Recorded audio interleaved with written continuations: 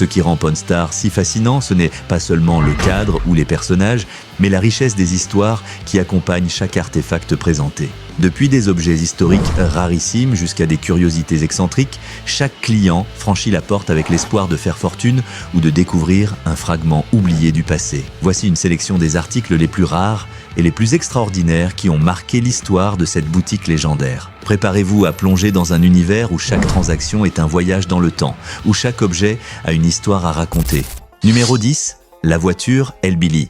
Voici Austin Russell, alias Chumlee, une figure emblématique de l'émission. Celui-ci se présente chez un particulier, accompagné d'une voiture qui ne passe pas inaperçue, un hot rod inspiré des Munster, une Ford Model A de 1930 complètement personnalisée. Le véhicule semble tout droit sorti d'un film, avec des détails impressionnants qui ne laissent aucun doute sur son caractère unique. Produite à environ 5 millions d'exemplaires entre 1927 et 1931, ces voitures représentent le deuxième plus grand succès de Ford, juste après la Model T. Le client, sûr de lui, décrit tous les détails concernant sa voiture. Annonce d'emblée un prix de 30 000 $, précisant qu'il n'est pas disposé à faire de concessions. Chumlee s'approche du véhicule, scrutant chaque aspect avec une attention minutieuse. Il admire le travail de personnalisation, le moteur modifié et l'ingéniosité évidente derrière chaque élément. D'ailleurs, une voiture de 200 chevaux a en réalité la puissance d'environ 285 chevaux et un cheval moyen ne possède qu'environ 70% de la puissance d'une unité de cheval-vapeur. Après avoir essayé la voiture, Chumlee reste réaliste. Bien que le véhicule soit sans doute une œuvre d'art, il sait que dans le marché des voitures personnalisées, il est rare de récupérer la totalité de l'investissement. De nouveau, il vérifie chaque détail, mais la chose qui le surprend le plus, c'est surtout l'échappement qui crache des flammes. Chumlee n'a jamais vu ça auparavant et il pense pouvoir faire une bonne affaire. Au bout de quelques échanges, le vendeur veut vendre la voiture à 30 000 $. Pour être sûr, Chumlee demande directement à son expert, Steven Raya Anastos, de réaliser une évaluation plus poussée. Même si l'expert trouve la voiture hyper cool, il estime que sa valeur réelle se situe entre 24 000 à 25 000 $. Cependant, le vendeur ne semble pas du tout disposé à accepter cette évaluation. Il défend fermement son prix, insistant sur le fait que la voiture vaut bien plus que ce qui est proposé. Chumlee fait une première offre à 19 000 $, mais elle est bien en dessous des attentes du vendeur. À 19 000 $, l'écart entre la valeur estimée et l'offre est trop important pour que le client accepte. Celui-ci ne veut pas céder et augmente son offre à 22 000 $.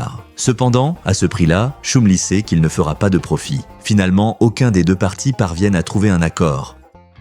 Numéro 9. Les œuvres de Picasso. Adam pénètre dans le magasin portant un colis précieux, 6 œuvres originales de Picasso, dont des gravures et un livre illustré par l'artiste. L'ambiance s'alourdit d'une tension palpable alors qu'il dévoile son trésor. Il décrit d'un ton assuré, presque solennel, que ces pièces sont des œuvres authentiques de Picasso créées par la main de l'artiste.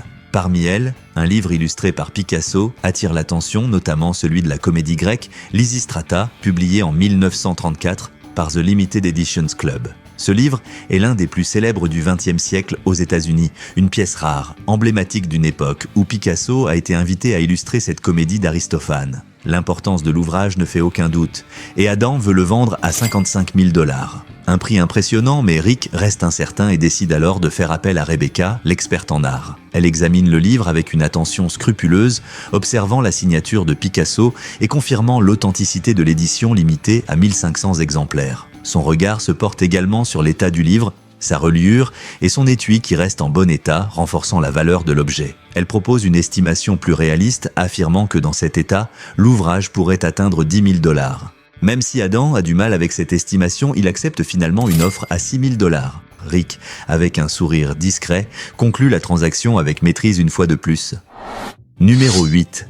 La statue de Rocky.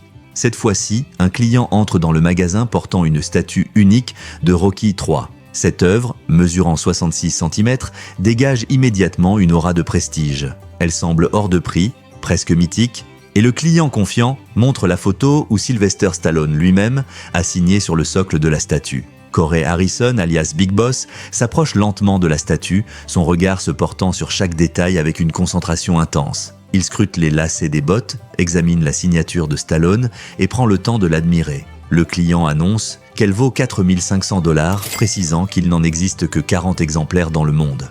Après un moment de silence, Corey reconnaît l'authenticité de la signature, mais il préfère avertir le vendeur que de tels objets doivent être abordés avec prudence. Il pousse alors un léger soupir avant de s'exprimer et annonce une offre à 1500 $.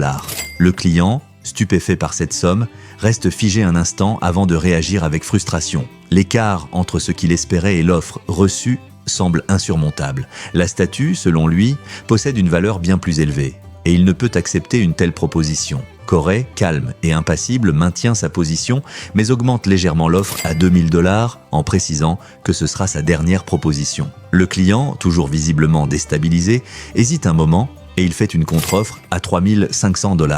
Corey fait une dernière proposition à 2100 $. Finalement, le vendeur décide de ne pas céder, car pour lui cette somme ne correspond pas à la valeur réelle de l'objet. Il repart dépité avec ses documents et quitte le magasin en oubliant la statue. Numéro 7. Le pistolet Remington. Dans un autre épisode, un objet encore plus intrigant traverse les portes du magasin. Un client arrive avec un pistolet Remington New Model Army, littéralement encastré dans un tronc d'arbre. La vision de cette relique, figée dans le temps, éveille l'imagination de Rick. Comment un tel objet a-t-il pu se retrouver dans cette situation improbable? L'arbre qui a poussé autour de ce revolver serait un peuplier deltoïde. On pense qu'il provient du Wyoming et qu'il lui manque la détente ainsi que le levier de rechargement. Le vendeur explique qu'il l'a acquis lors d'une vente aux enchères d'objets du Far West, présentant l'arme comme une curiosité historique unique.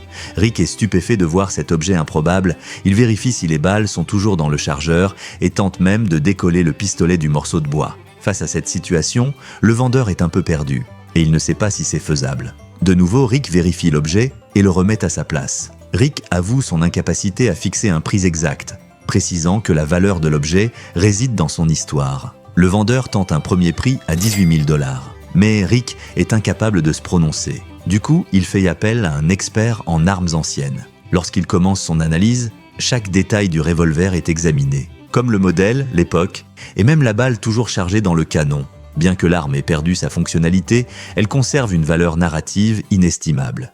L'expert précise que les pistolets Remington ont été fabriqués entre 1862 et 1875, l'arme pouvait facilement rivaliser avec le Colt. À cette époque, un incendie avait brûlé l'usine Colt et cet incident a mis en faillite l'entreprise. Cela a permis au Remington d'être produite en grande quantité pendant la guerre civile. Pour la première fois de sa carrière, l'expert est également incapable d'estimer son prix exact. Cependant, il pourrait tout de même l'acheter facilement entre 3 000 à 4 000 $.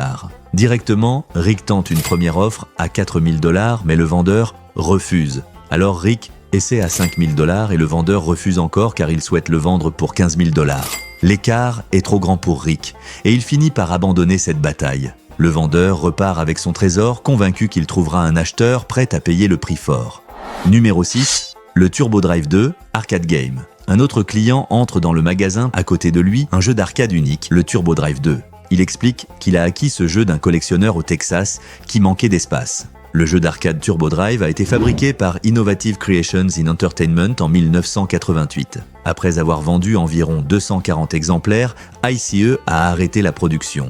Le vendeur prénommé Steve précise que l'objet est apparu en 1971. Il ajoute que Computer Space est devenu le tout premier jeu vidéo d'arcade au monde. Corey écoute attentivement les explications de Steve, car il trouve cet objet cool et il est prêt à parier qu'une personne nostalgique des années 90 peut l'acheter sans problème. Après l'avoir essayé pendant plusieurs minutes, le vendeur demande 3 000 $, mais il se montre flexible pour négocier le prix. Corey sollicite directement l'intervention de son expert et il est vraiment surpris par ce jeu d'arcade. Il explique toutes ses caractéristiques avec une précision chirurgicale. Cependant, plusieurs éléments manquent par rapport à l'original, comme le goulot d'étranglement. Il admet que ce modèle est intéressant mais souligne que les objets comme celui-ci se vendent jusqu'à 800 $ maximum. Un jeu original et unique vaut environ 2500 $. Le client, déçu par cette analyse, souligne que ce jeu est unique et qu'il n'existe pas d'autres exemplaires comme celui-ci. Corey ne semble pas être impressionné par cet argument. Après un moment de silence, il lance une première offre à 1000 $. Le vendeur réagit immédiatement avec une contre-offre à 1500 $.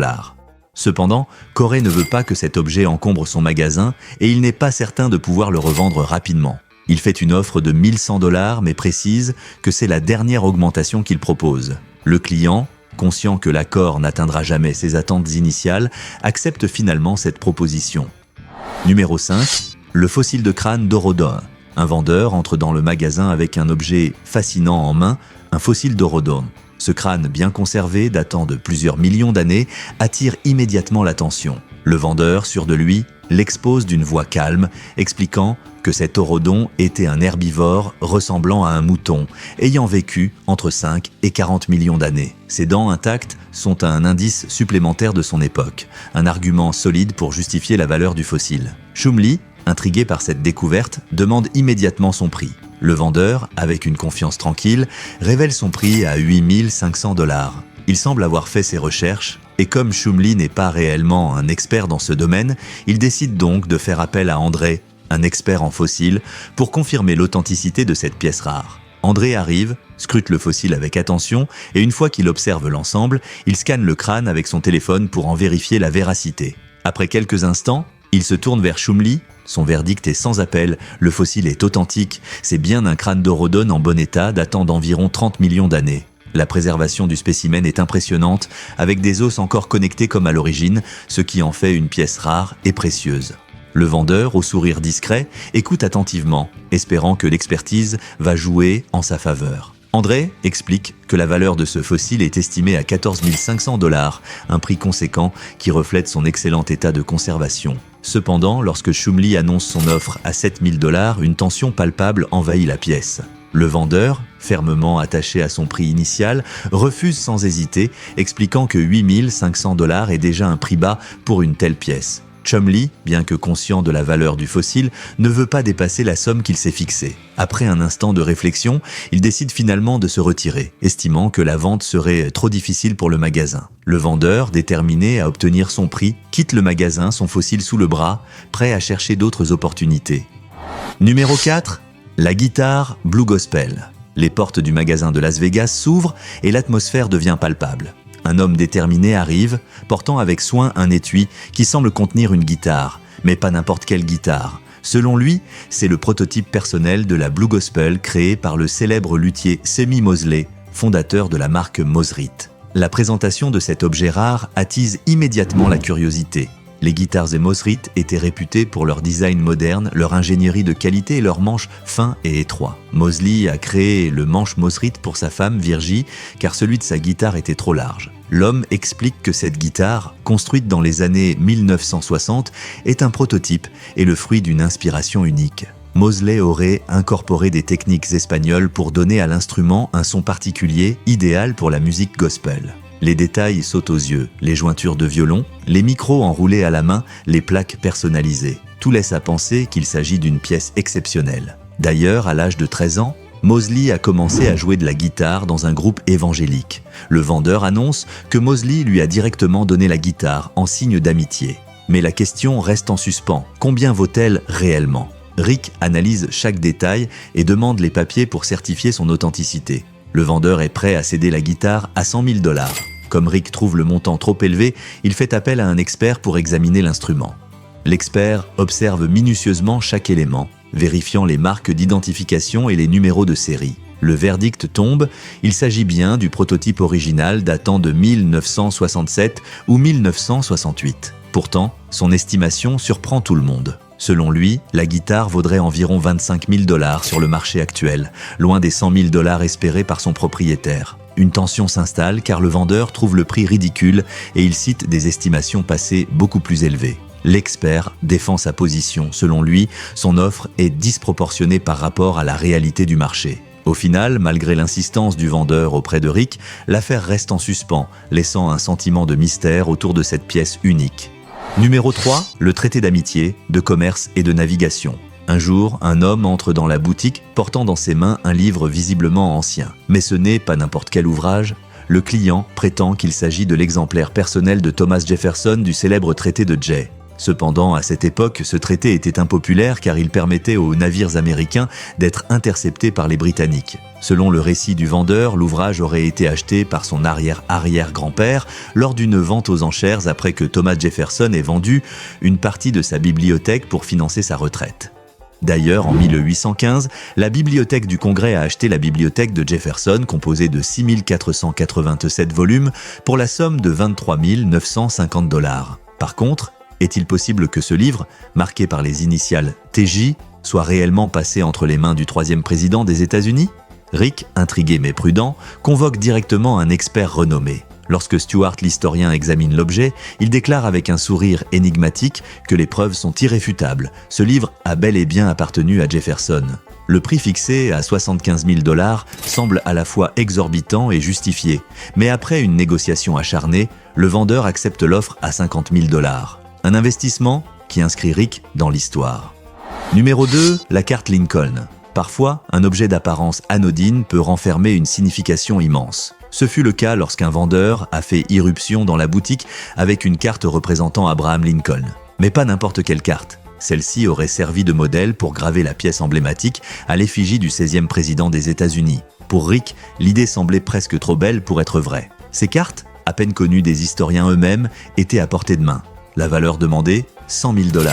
Une somme considérable pour un objet aussi énigmatique. Stuart fut une fois de plus convoqué, et son verdict a fait vibrer la pièce. L'objet est authentique et coûte bien plus que l'estimation initiale. Pour la première fois, Rick n'a pas cherché à négocier le prix.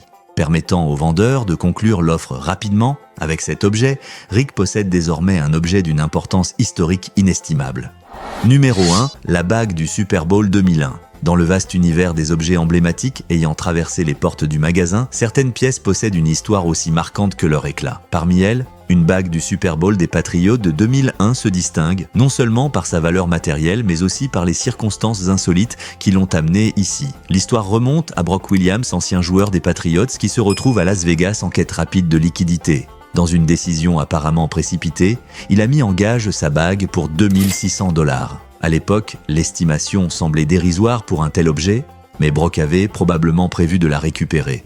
Cependant, le destin en a décidé autrement. La bague, oubliée ou abandonnée, a fini parmi les biens non réclamés du magasin. Lors d'un inventaire, Rick découvre une enveloppe apparemment ordinaire. Lorsque son contenu est déversé sur le bureau, une bague du Super Bowl massive et éclatante capte immédiatement l'attention. En or blanc, 14 carats, orné de 143 diamants, saphirs et rubis formant le logo des Patriots, l'objet devient bien plus qu'un simple trophée. Cette bague, symbole du triomphe des Patriots en 2001, est une pièce rare à la fois pour les fans de sport et les collectionneurs. Estimée entre 25 000 et 40 000 $, Rick a pris une décision audacieuse. La vendre pour 100 000 $ à cause de sa rareté. Contrairement aux autres bagues, souvent récupérées par leurs propriétaires, celle-ci est restée.